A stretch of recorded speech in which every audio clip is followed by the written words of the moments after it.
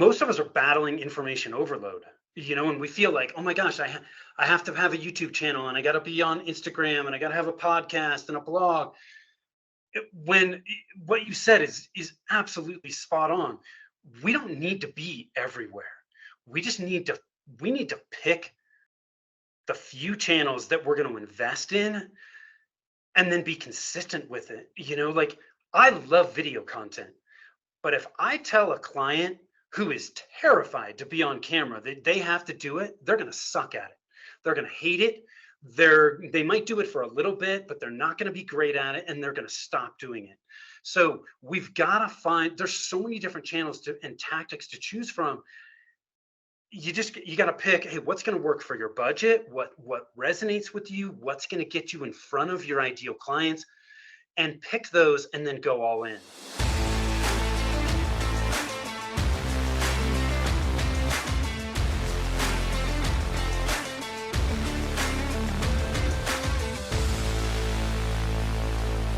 Welcome back, everybody. It's another episode of Over a Pint, a podcast that talks about marketing. Joining me, as always, my main man, Mr. Kurt Lingle, VP over at Celtic Advertising, winning agency located in Milwaukee's 3rd Ward. You got me, Pat McGovern, Director of New Business Development at Acedia, located in Milwaukee's 5th Ward. Just a hop, skip, and a jump away from one another. Today, we've got on Tim Fitzpatrick. Tim is an entrepreneur. He's a business owner. He's got over 25 years of experience. He has his own company. He was a wholesale distribution company. Sold that back in 2005. Started Rialto Marketing in 2013. It's been kicking ass in the B2B space ever since. I love this. And I'm going to read it. And this is what this is from his, he believes marketing shouldn't be difficult. I love that. Marketing shouldn't be difficult, but you must remove your revenue roadblocks. I freaking love that line, removing revenue roadblocks. Tim Fitzpatrick, welcome to Over a Pint.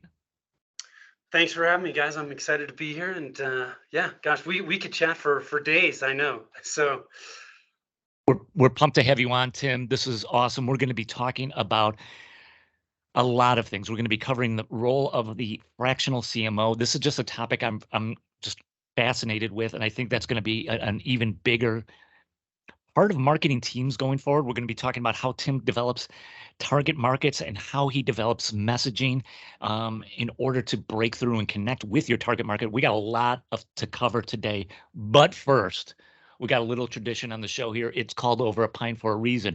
Tim Fitzpatrick, my good Irish. What do you got in front of you? What are you enjoying today? What do you want to promote? Man, I don't have anything exciting in front of me other than a Yeti filled with water. But I will say, when I do drink, I'm not a super hoppy IPA type pale ale guy. I like ambers. I like browns. One of my favorites is from Avery Brewing Company out of Boulder, which is called Ellie's Brown. Super good. And another one that locally is Dry Dock Brewing Company. Like, almost anything from Dry Dock is really, really good. So that's what I got to add to the beer mix. Mr. Lingle. I told Pat before we got you on, Tim, this is the first, I don't have anything in my hand. No brew in my hand. But that doesn't mean I can't promote something. I'm going to promote two things here. One is, last night, Pat and I had a chance to join a friend of ours who's the president of Wisconsin Brewing Company, Paul Verdue, and I had one of the Lake Louis Rational Haze IPAs. Delicious. I had more than one. I had two. Let's just stop there. Great brewery, great company, awesome time. So I'm going to promote them, Pat. I have to. And the other one, because before we hit recording, I'm promoting these guys. Just because Zuni Street Brewing out of Denver. I've been there a few times. They showed me a good time on a number of occasions. Tim, you got to check this place out. Zuni. Go hit them up. Zuni. All right, man.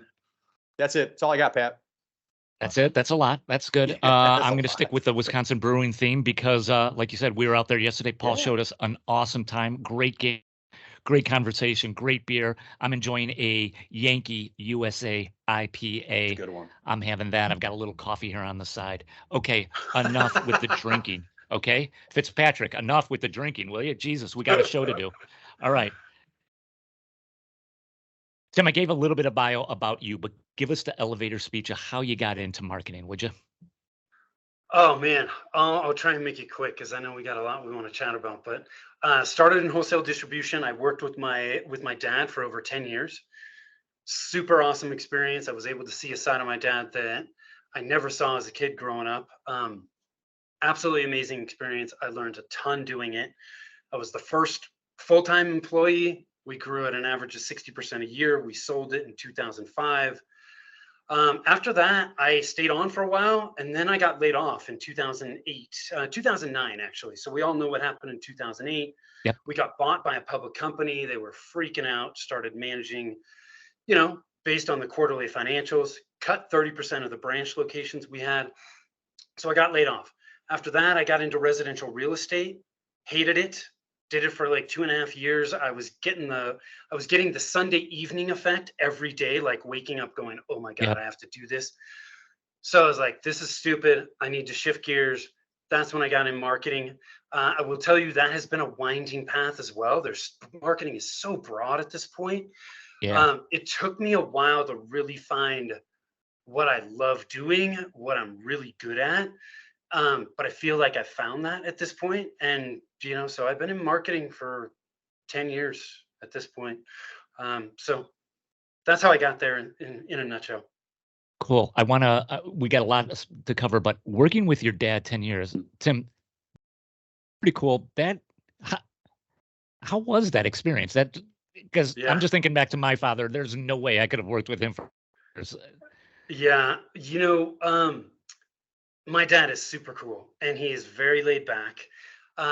He also knows what he's really good at and knows what he's not. And so my dad and I are similar in a lot of ways, but we are very different in other ways. I am super organized, super detail oriented.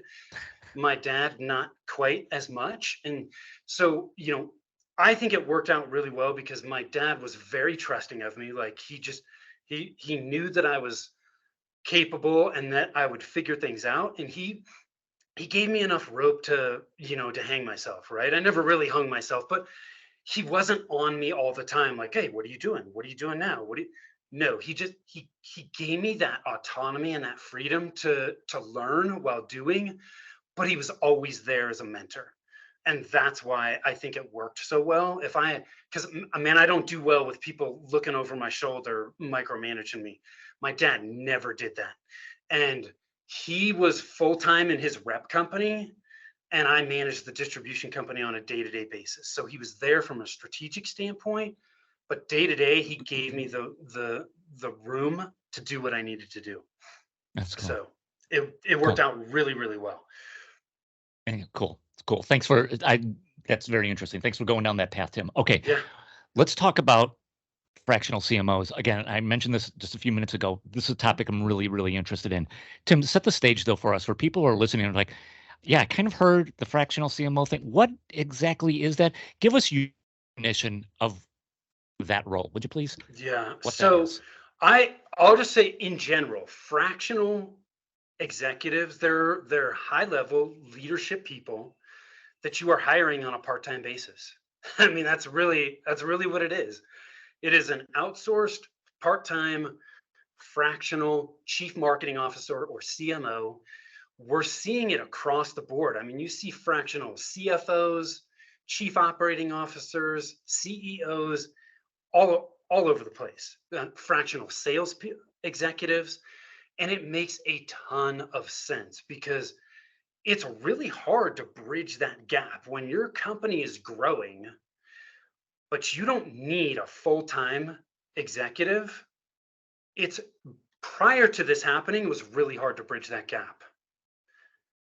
Now, with fractionals becoming much more widespread and much more well-known, I can hire somebody for part-time to get that executive level insight and leadership that I need without paying the full-time cost.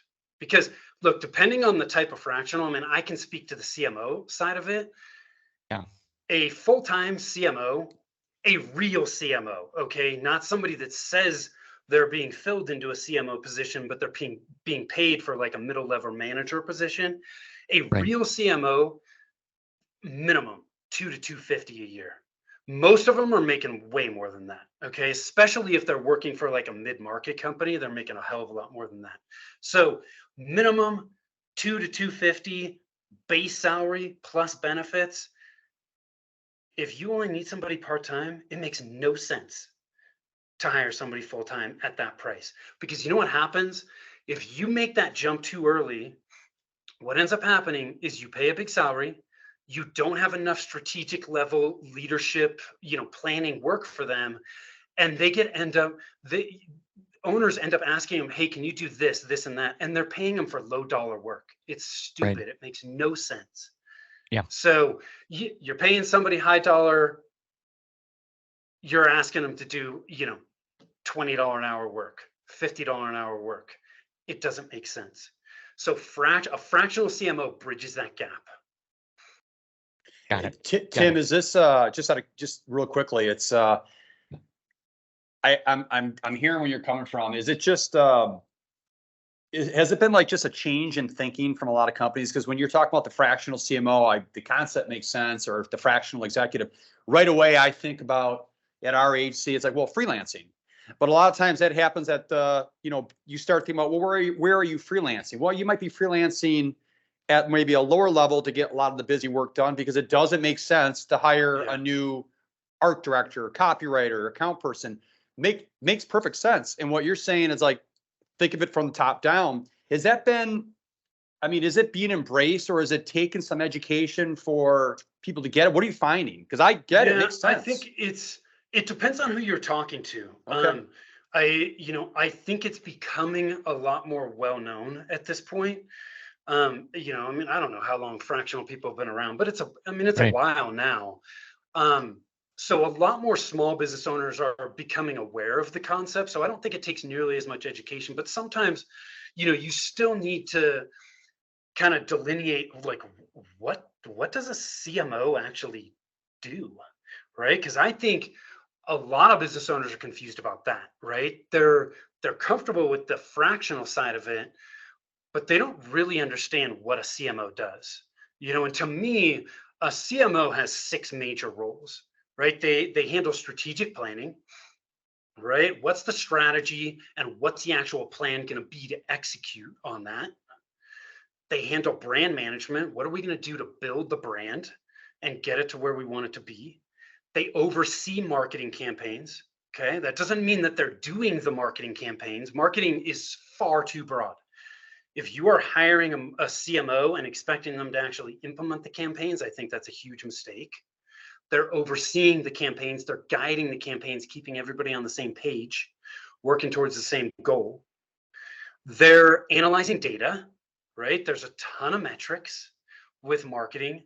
They're really identifying what are the important metrics and what are those metrics telling us, right? Because if you've got the right metrics, that can help inform the decisions that we make and make sure that we make good decisions. They manage the budget and put the budget together, and then they manage the team, whether that team is all in-house or an outsourced agency or outsourced freelancers or a combination of all of those. They are managing, guiding, mentoring all of those people to keep them on the same page. Because, so here's another mistake. A lot of business owners I see, when they need a plan, right? They're stuck in their marketing. A lot of them approach agencies saying, hey, what do I need to do? And most agencies, this is not all, most agencies are not great at strategy. Some of them don't even say they do it. I think it's a mistake to have the company that is doing implementation work for you actually putting your strategy and your plan together. That's just me. I know you guys are both work on the agency side, so we can have an interesting conversation around this if you like. But I just think it's hard to be objective when you're actually making money off the tactics you recommend. I think it's far better to have a consultant or a fractional CMO or your full-time CMO, put the strategy together and then bring the players together, right? Because it's when you approach an agency and you don't know who your ideal clients are, what the hell you're going to say to them, the agency doesn't have the fuel they need for the vehicles you want them to implement. And it makes it really hard for them to be successful. But when you can approach an agency and say, hey, this is what we need. We're looking for somebody to help us with SEO or paid ads, whatever it may be. This is what we're trying to accomplish. These are the ideal clients that we're trying to reach. And this is the message that we're going to use to reach that market. How much easier does that make your job as an agency? Yep, tons, right? Tons easier. Tim, give me your take on when you're talking to prospects and potential clients. You laid out those 6 things that a CMO does. Awesome. The clients and prospects that you're talking to, how many people really get marketing? Very few, right? Which is why they're struggling with it.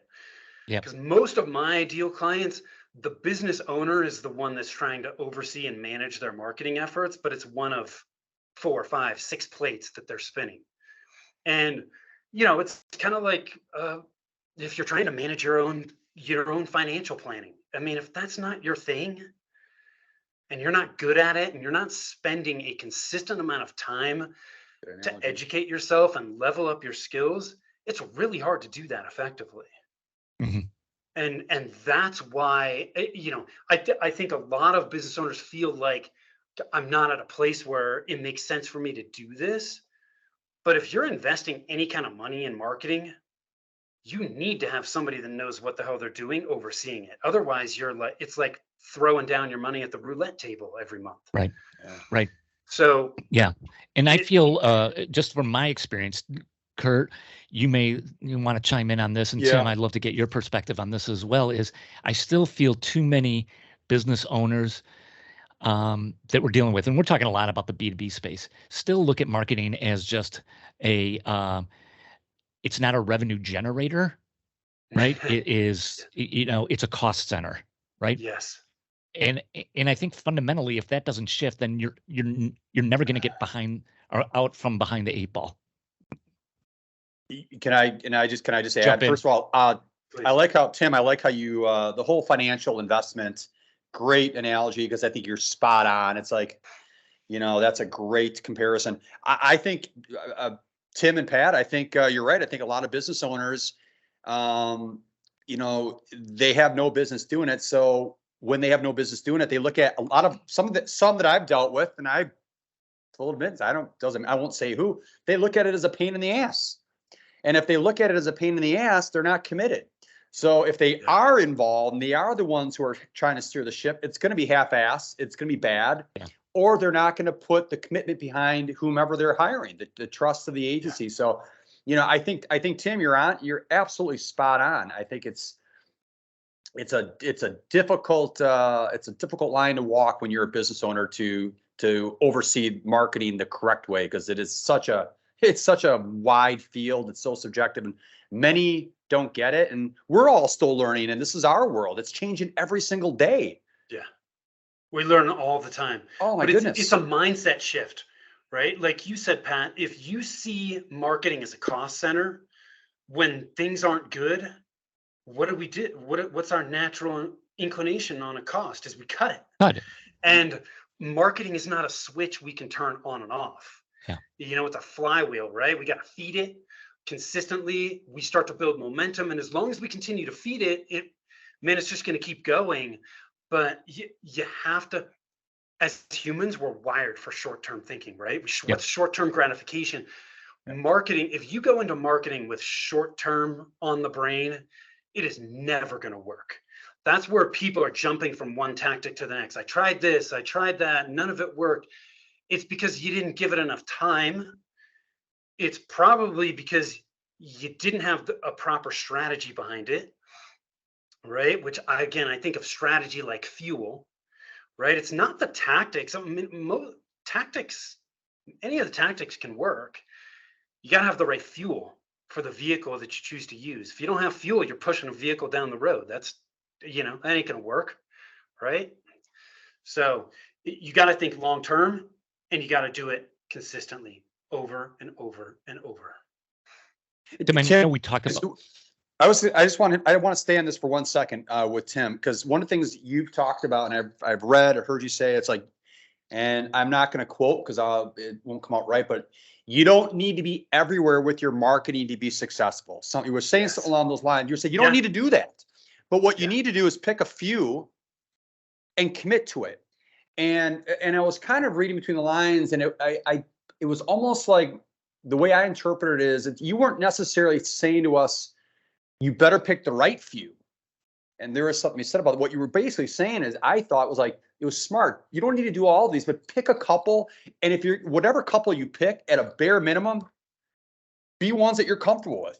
It might not be ones that I choose or you choose, Tim or Pat, but you were like, whatever a business does, pick those few that you really think you can get behind and just do them really, really well. And I think there's something said about that. It's like, get behind what you can get behind. Yeah, it's so easy, Kurt, today, because there's so many different marketing channels. Most of us are battling information overload, and we feel like, oh my gosh, I have to have a YouTube channel, and I got to be on Instagram, and I got to have a podcast and a blog. When what you said is absolutely spot on. We don't need to be everywhere. We need to pick the few channels that we're going to invest in, and then be consistent with it. Like, I love video content, but if I tell a client who is terrified to be on camera that they have to do it, they're going to suck at it. They're going to hate it. They might do it for a little bit, but they're not going to be great at it, and they're going to stop doing it. So we've got to find, there's so many different channels and tactics to choose from. You got to pick, hey, what's going to work for your budget? What resonates with you? What's going to get you in front of your ideal clients? And pick those, and then go all in. They'll work. You may have to do some testing and tweaking along the way, but they'll work. But you don't need to have 8 different marketing channels. I mean, there's plenty of huge businesses that have been built on 3, maybe 4 marketing channels. Before we leave the fractional CMO, Tim, I want to get your take on, give us your hot take on when should a company be saying, hey, a fractional CMO is the way to go, or you know what, you probably need someone more in-house. How do you help guide that conversation and direct, prospects or clients and people you're talking to? Yeah, I'll give you just some general rules of thumb. Okay, my ideal clients tend to be in that $2 to $20 million top line revenue range. I mean, they could be larger. It does depend on the type of business, but typically under 2 million, you're probably not doing enough volume for it to make sense to hire somebody like a fractional CMO. Okay, because a fractional CMO, they're going to be between $5,000 to $15,000 a month, depending on what they're doing. So in general, minimum of 2 million in revenue. You really should be already investing in marketing in some way, shape, or form. Whether you've got a part-time in-house person or a full-time in-house person, like a marketing coordinator or a marketing assistant, marketing manager, or outsourcing to an agency that you're paying monthly to do work for you. Some of the more telltale signs are, I'm investing, I'm at that revenue range. I, as the owner, am trying to manage marketing with the other things that I'm doing, but I don't have the time, the desire, or the expertise to do it. I'm not getting as good of a return as I think I should. I'm hitting a ceiling, but I'm not sure what my next step should be. All of those things are signs that it might be time to look at hiring a fractional CMO. I'm sure there are examples of this, but I think they are few and far between. In most cases, you should never be hiring. If you do not have a fractional CMO, you should not be looking to hire a full-time CMO. right? So I think the only jump you should be making is fractional to full-time. And your fractional, look, I know a lot of people in the fractional community. Most of the fractionals I know are happy to pass the reins when it's time. Like they don't want to stay on longer than they should either. So most fractionals will be happy about passing the reins, Sure. helping hire, vet, find that CMO and bring them in and get them up to speed.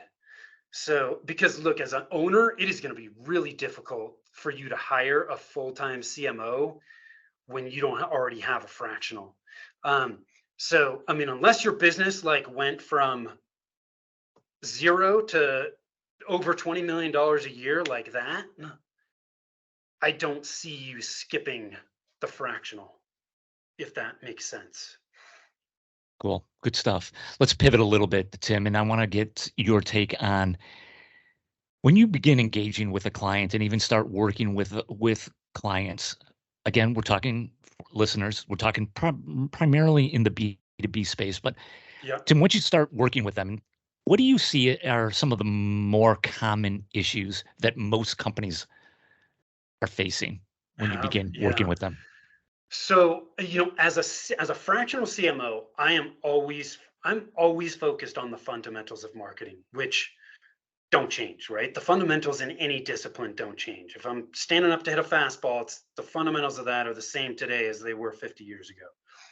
So from a marketing standpoint, although I spend most of my time in the B2B professional service realm, people that are selling their expertise, the fundamentals of what I do aren't really not going to change no matter what the business is.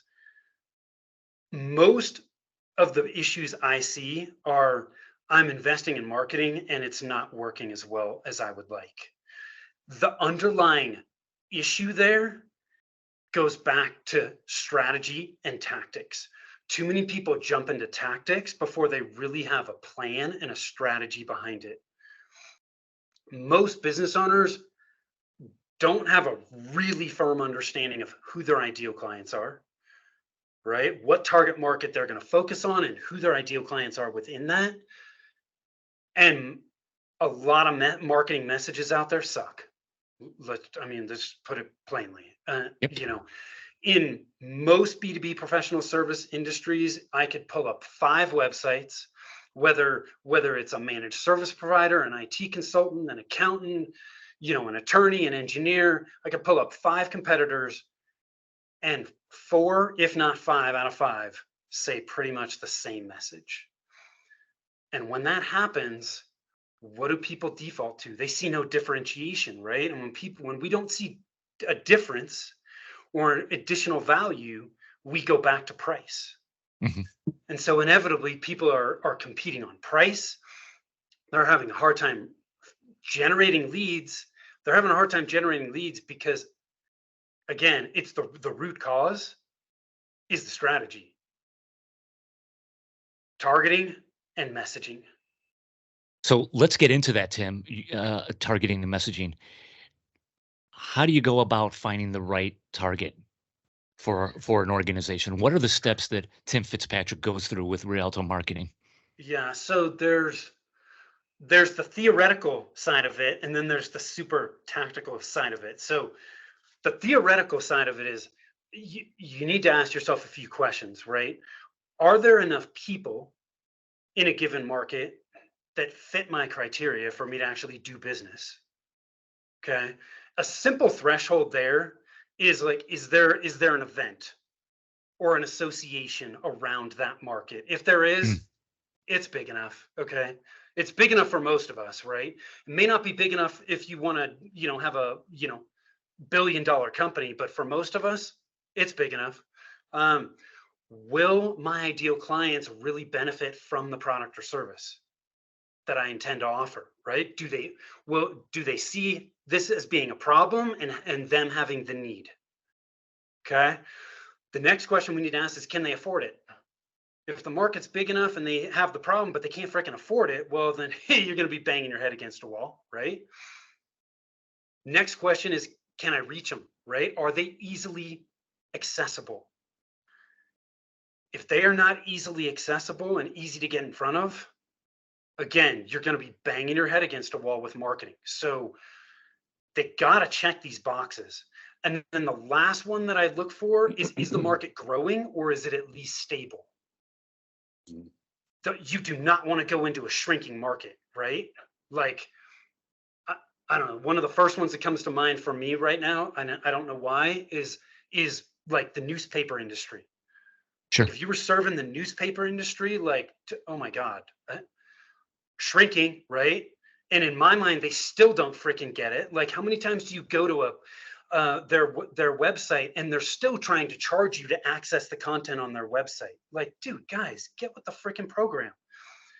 You're reducing the traffic that's going to your site when you could make money off of ad revenue. Like, I just don't get it. You need to shift your model. So we want to make sure we're going into a market that's at least stable. Growing is better, but if it's at least stable and it's checking all those boxes, that's good. Okay. Now, the simplest place to start, guys, is, to me, I call them the 3 power questions. If you have been in business, you've got existing customers, past customers, the easiest place to start, don't reinvent the wheel. You have this customer base. Ask yourself the 3 power questions. Who do I love working with? And on the flip side, if you love working with them, odds are high they're going to love working with you, right? That's good. Second, who are our most profitable clients?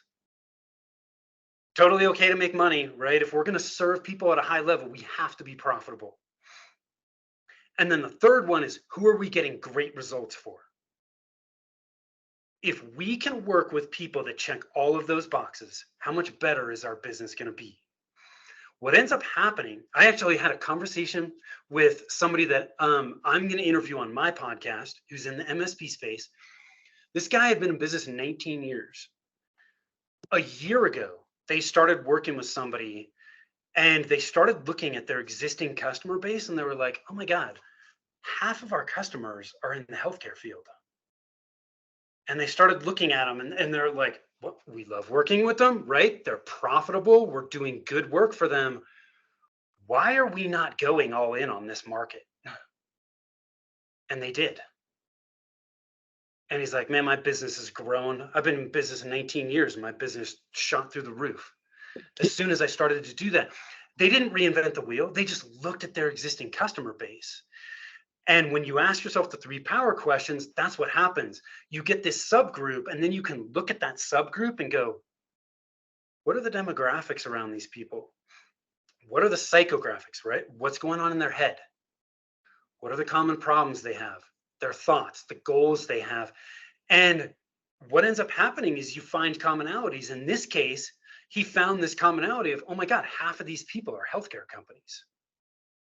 Like, that what are we doing? blows me away, Tim, that you could have a company that's around 19 years and they're just like these things that just pop up. And they must have been the same way too. It's like you said, like, holy shit, we're in healthcare business. Yeah. I mean, so many people think, oh my God, I've been in business for years. I don't have this problem. Not the case. So many companies have this problem. Otherwise, people like me wouldn't exist. Right? Because it's easy to overlook, right? We're too close to the fire. We don't think objectively about our business because we're in it day to day. Yep. But you take a step back and look at it more objectively, and you start to uncover. Like, I interviewed somebody on my podcast a while ago, and she was like, our opportunities are in our blind spots. And that's what happens with marketing. We have blind spots that we just can't see. And a lot of times, if we're jumping into the tactics without doing strategy, when somebody like me comes in, it's a lot easier to uncover these blind spots because we're jumping back to the strategy first. Super important because strategy in your target market drive everything. Hey, Tim, quick question for you. I like the 3 power questions. You know, who do we love to work with? Who's the most profitable? Where are we getting the most results? Yep.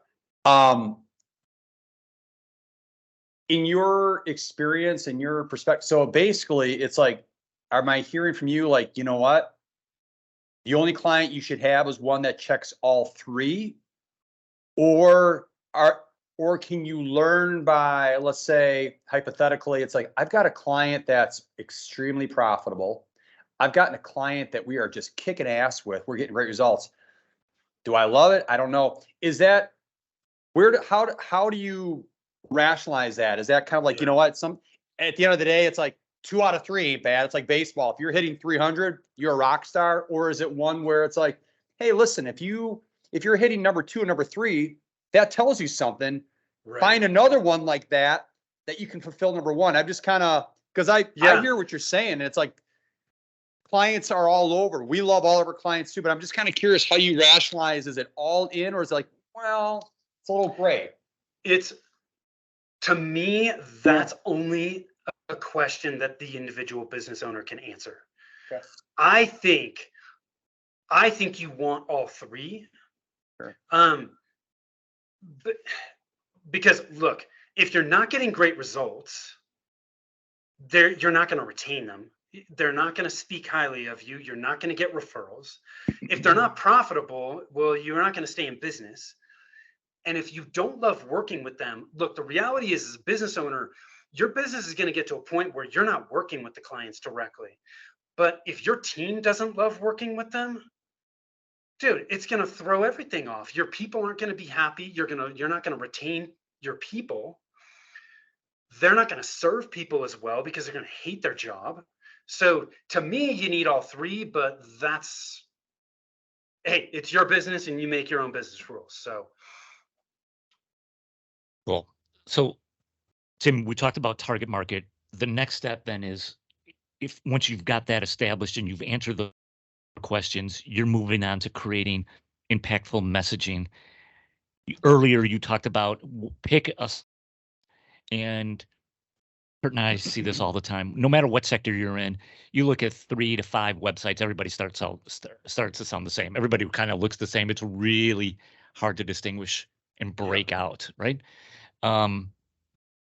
We could get into why, but so what's your next step then? How do you start creating messaging, Tim, that is going to stand out? Take us through your process for that. So when we work with clients, and I would recommend this with anybody, is once you've identified your ideal clients, you want to interview them. You want to talk to them and get it straight from the horse's mouth. Okay. Because look, as marketers, we do this all the time. We can speak at a level 9, and most of our clients are at a level 2 or a 3. Like, they don't need the techno babble and the marketing jargon. They need it in real world language. And it can be really hard for us as business owners to do that. We need to hear it right from their mouth. Okay. So we want to interview them, and find out what was the problem they were having. What was their process like when they went through to the buying journey? And, I have this problem. Who did they reach out to? How did they get information? How did they qualify people that they spoke to? Why did they choose to work with us? Why do they continue to work with us? What do they love working with us about? All of those things. We want to talk to them and just get it straight from them. Now, if we can't do that, if you're an existing business, you should be able to. But if you're just starting out, online reviews, treasure trove of information. You can look at the reviews for your competitors. Okay. Tons of great information there. Forums. There's forums, there's social media groups for nearly every niche. You can start to gather information that way. Look, with the advent of AI, ChatGPT, you can start to plug in information there to see what is coming out. But I'll give you a perfect example of this. We worked with a residential siding contractor. This was about 4 or 5 years ago. Contractors, again, not much different than most industries, notorious. Like, if I pull up, siding contractors or roofers in Denver, almost every one of the sites talk about, number 1 provider, high quality provider. Like, to me, who cares? Like, 1, how can you prove that you're number 1? 2, I expect you to be selling high quality products. If you're not selling high quality products, you got other issues, right? Right. I jumped on their Google reviews and I started reading through their reviews. And there was a woman that had left a review, and she was like, the thing I loved about these guys is they treated my house like it was their own. She didn't talk about the goddamn siding. She talked about they treated my house like it was their own. They were putting their boots on. They cleaned up after the job. There weren't freaking nails in my yard that my kids were going to step on and my dog was going to get injured from. They just treated my house like it was my own. And when you put out a message like that, all these things start to conjure up in your mind, right? Like, oh my gosh, yeah, like when I do a job on my house, I take the time to do it right. That's really the underlying thing that we're saying without actually saying it. Right from her mouth, that became their core message, right? Their unique selling proposition. Totally different. If you go to 4 of their competitor sites and they're talking about high quality siding, and then you go to theirs and it's like, hey, we're going to treat your house like it's our own. That gets me to want to actually scroll down the page and learn more. That's different. I'm different from the other 5 contractors that you're going to look at. That's the type of thing that we're looking for. And when you interview clients, you hear it and look, it's going to make sense to you, but you're going to go, oh my God, why didn't I think of that? Well, you didn't think of it because you're too close. Yep, totally. Okay, so Tim, let's just stick on that example. That's an awesome example. So they treat my house like it was their own. Let's go with the assuming that like everybody is excited at the company and that's resonating as much as the excitement I've heard in your voice. Where like the next step then would be, how do we get this message everywhere, right? So this is like kind of anytime they connect with us, anytime this message is always getting across. How do you start like getting that acclimated and into woven, I guess, into Getting it out. Into everything? Yeah. Yeah. So 1, with your message, focus the message on the client, right? Too many of us talk about ourselves and they don't care about us. They care about how we can help them get from where they are to where they want to be, and keep it simple. Okay. Once you've created the message and then you need to get it out, this is kind of a multi-pronged question, Pat, because one is the actual like how do I actually implement it in my various marketing channels? Mm-hmm. But the other is what marketing channels do I actually use, right? So implementing it in your marketing channels, to me, your website is the most important channel after the strategy has been done, because everything that you're doing is driving people back to your website, even if you're 100% referrals. Because like 30 years ago, they'd be picking up the phone, right? Now, what are they doing when somebody says, oh my God, dude, you got to work with Kurt? They're going to the company website. Do I like what they say on their website? What's going on? What's going on with their social media channels? Do they have reviews? They're doing all that stuff before they even call you, or most of them aren't even calling you. They're emailing you, right? Or messaging you on Facebook or wherever. So your website absolutely must get done first. Then from there, to me, it's a matter of which channels you're using, and we just slowly start to bang them out and get them done. Okay. We don't need to, don't get overwhelmed going, oh my God, I have to update these 8 channels. Mm-hmm. Just no, focus on the next measurable step. Our website needs to get updated. We're going to do that. Once that gets done, then we've got this to do and this to do and this to do. And you just work through them. And, if you've got a lot of resources, you'll be able to work through them fast. If you don't have a lot of resources, then it's going to be slower, but at least you know what you need to do. From a choosing channels standpoint, once you know who your ideal clients are, we create what we call an ideal client GPS, which is a list of where all those people are. Associations, networking groups, websites they frequent, blogs they follow, podcasts they listen to, YouTubes, social media groups, all of those things. When you hone in on your market, it's much easier to create that list. But when you create that list, now you have a list of where you can go to find your ideal clients. And you're not going to be fishing in the middle of the ocean hoping that you're going to catch some type of fish. I don't know what type of fish I'm going to catch, but hopefully I catch something. No, every time you go to anything on that list, you are fishing for the exact type of fish you want to catch. You know, there's a theme here, and it's I think back to the front part of our conversation, and Tim, you had said it. It's like you don't need to be everywhere. Now, what I'm hearing you say right now, and I think it's spot on. It's like that doesn't mean you go to places you shouldn't be, but it's kind of like, you know what? Know your audience, be smart, and if we identify, let's say 7 channels, 7 outlets where we know we can intersect our audience. Now we can start having another conversation because you talked about it earlier. It's like, okay, are you going to be in all 7? I'm comfortable in these 3. Well, that's good. Those 3 are part of our 7. Pick those 3 and be really good at it. We're still leaving 4 on the table, but at least those 3 are smart and you're doing them really well. I'm hearing it's the puzzle's being put together, and I like that because I can see how you're telling your story. The other question I do have for you, and it's like, I think you're also spot on. It's like, you know, at a minimum, if you have a client or a potential client, and they don't want to be interviewed, I think that is problematic. That sends a message too. It's like, if you're not willing to have a conversation with me so I can really understand you, we got a red flag. How many times do you come across a customer or a potential customer and they just don't even know who they are? You know, we see that in our world where it's like, I mean, I think about the 3 of us, and it's like Tim comes on, Pat comes on, Kurt comes on. Yeah. We're all different.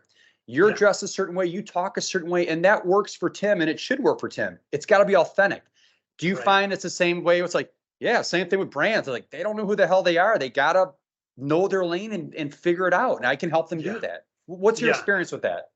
Yeah. So you're asking like who they are as a company? Yeah. Correct. Yeah, you need to understand that, right? Is who are we as a company? How do we want to come across? How are we going to communicate with people? Is super important, right? Because if you don't know how you want to be portrayed, this comes back to the brand management side of it, Kurt, where it's like, what is our brand? Like, what do we want to be known for? This also intermingles with the messaging side of it, because to me, messaging is not just what you say, but it's how you say it and how you come across. All of those things need to be considered, right? Because look, we all know iconic companies, and some of them come across this way and some of them come across another way, and neither of those is right or wrong. That's just how they've chosen to do it. We need to make choices, and then we need to be consistent about it. Yeah, it's the personality, and you know, I think you're spot on. It's not just the what, it's the how, and you know, Tim is who he is. Tim is a brand. Tim is communicating the way it works for Tim. My style might be different, and it's the same thing with brands and companies. It's like, and that's a big, and you hit it on the head, and that's where I was kind of going. It's like we spend a lot of time trying to figure out their personality. And a lot of times some brands, they get it. And it's like, yeah, hell yeah, this is an important step 1. We better figure this out.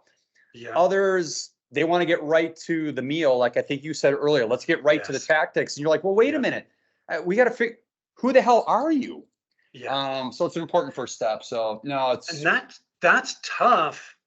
That goes back to what I said before, Kurt, where clients are approaching you as an agency and they don't really have all the pieces they need to really help you guys do the best work that you can possibly do.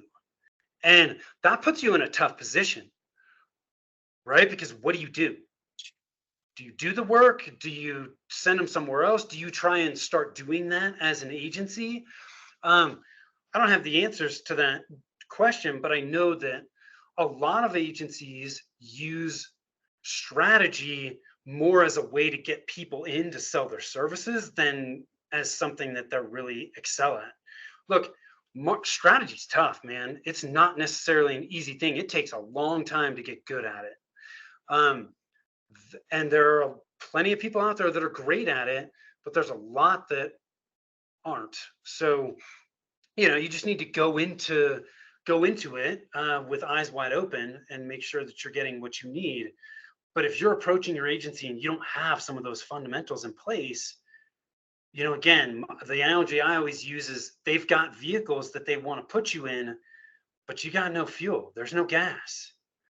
And an agency's going to be able to push it down the road for a while, but at some point, it's not going to go very fast, and it's going to sputter out at some point. It's just not going to work as well as it should. We covered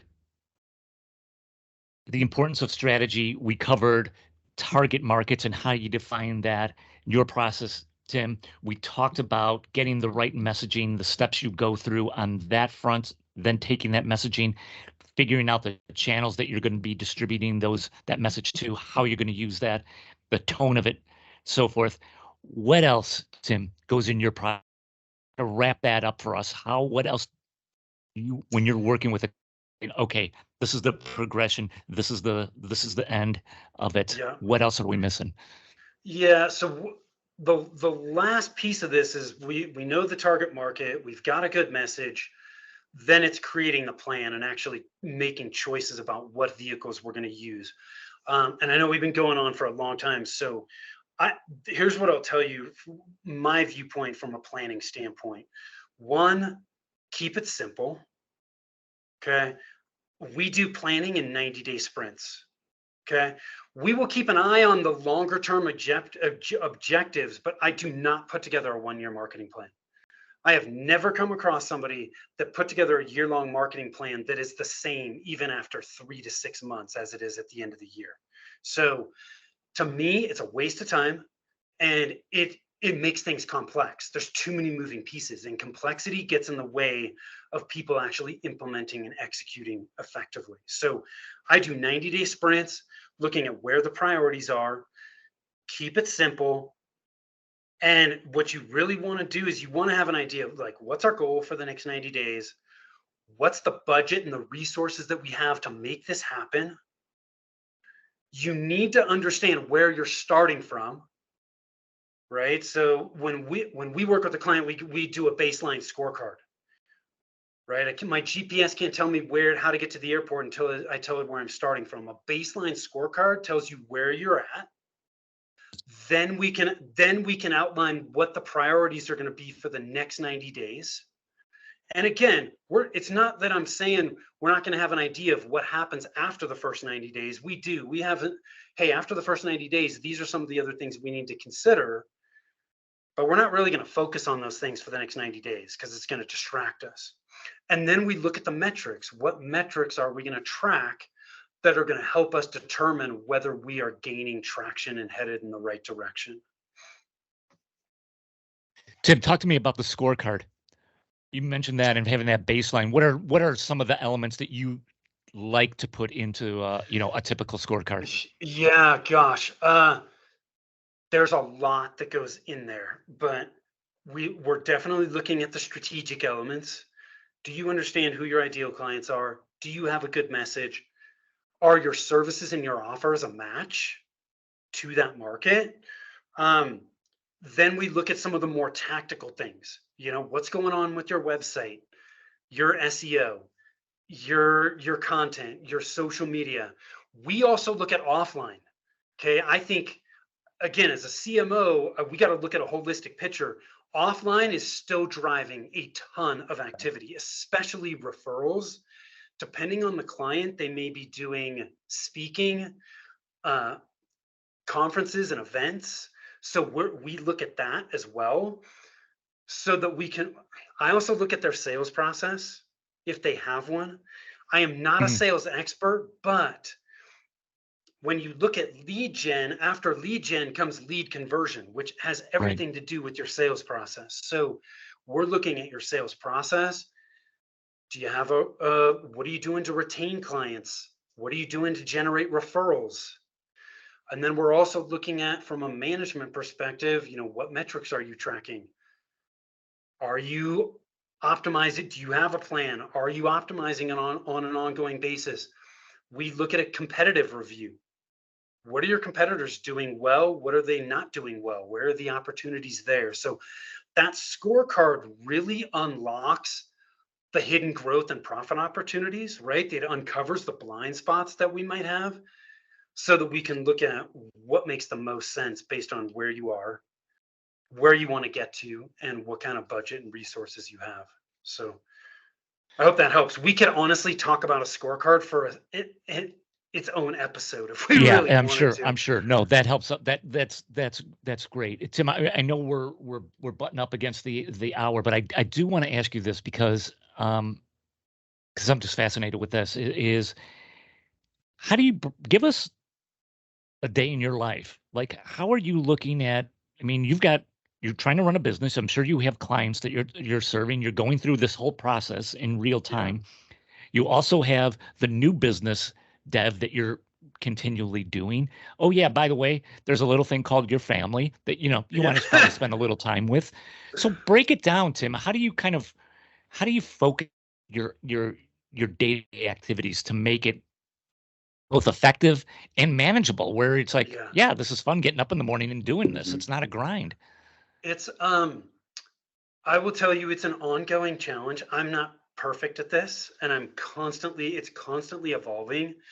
But what has one, I need to focus on my highest dollar activities, which sometimes, for a while I felt like I was struggling a little bit having visibility to some of that. But my typical days, most of my time is spent doing strategic client fulfillment type work, doing things like this, actual marketing and sales activities. And that's that, right? Because as a business owner, if we're not generating leads that are converting to customers, like none of the other stuff matters. And I love the strategy side of it. I'm good at strategy. I'm good at putting plans together. I'm good at overseeing and making sure they get implemented, which is why I focus on marketing consulting and fractional CMO work. So that's where I spend my time, and I try to get out of it. Now, I have a small team of people that help me. I have a project manager who helps take a ton of stuff off of my plate. I have I call him a business support person, but honestly, he does so much stuff for me. He does some of our marketing activity stuff, social posting. He's doing a ton of the editing on our podcast. A lot of our other copy and content he's managing. And then I have a business development person that is doing a lot of initial connection outreach. He's finding people that we're interviewing on our podcast. I just recently made a shift in my business, honestly, where I was the bottleneck in the process, and I'm like, this ain't working. I got to get myself out of this. And I recently transitioned a lot of stuff to her to pull myself out of the bottleneck. So when I find myself being a bottleneck, that's a huge sign to me where I'm like, this needs to be fixed. So it's a work in progress, but I try to focus on fewer things so that I can accomplish more. Tim Fitzpatrick, you brought your freaking A game today. Thank you so much for being on the pod, man. There's so many great cuts off of this. Tim, you know the routine here. We're going to give you the last word. We talked about this. How do people find out more about you? How do people find out more about Rialto Marketing? Take the mic, run with it, take as long as you want, give them all the information so that people who are looking for your help can find you. I appreciate it, guys. I'm going to make it short because if people are still with us, we must have done a good job. So 2 places, Rialto Marketing, RIALTO marketing.com. Best place to connect with me. If you want to schedule a discovery call, you can do that there. The other thing I'll make available to your audience is over at revenue-roadblock-scorecard.com. So you touched early in this episode, Pat, that we help clients remove their revenue roadblocks. That scorecard will help you identify which of the 9 roadblocks are slowing down your growth. It takes less than 5 minutes, customized based on your answers. So revenue-roadblock-scorecard.com. There's a ton of value there as well. So those 2 places, best place to connect. And I thank you guys and thank the audience. Hope they got a ton of value from what we covered. A lot of ground today. So it's probably going to be an episode most people are going to want to listen to in pieces or multiple times. Amen. Amen. Tim, thanks again for being on the show. Cheers, everybody.